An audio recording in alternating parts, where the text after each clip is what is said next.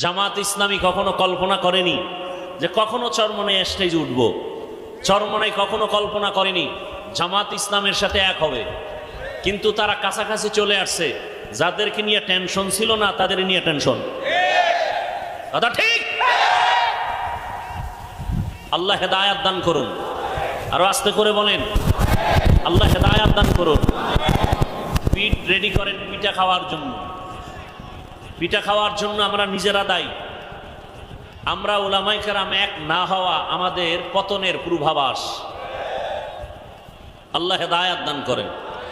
এই জন্য তো আওয়ামী লীগে দেখবেন ওলামা লীগ, বিএনপিতে কি বলেন, তার মানেটা কি?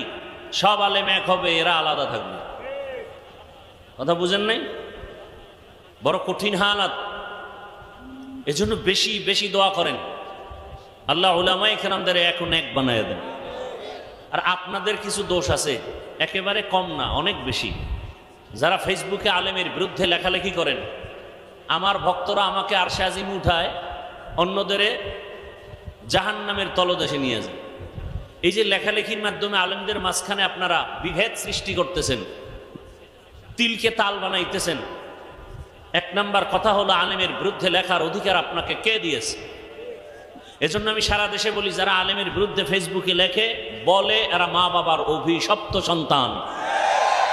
মা বাবার সুসন্তান কখনো আলেমের বিরুদ্ধে কিছু লিখতে পারে না, বলতে পারে না।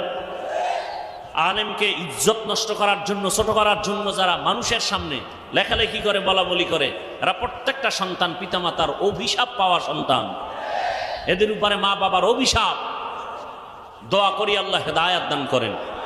আর আলেমের বিরোধিতা করা, আলেমকে ছোট করা, এটা ইন্টারন্যাশনাল এক ষড়যন্ত্র। কেন? কিয়ামত পর্যন্ত আর কোনোদিনে জমিনে রসুল এসে দাওয়াত দিবেন না।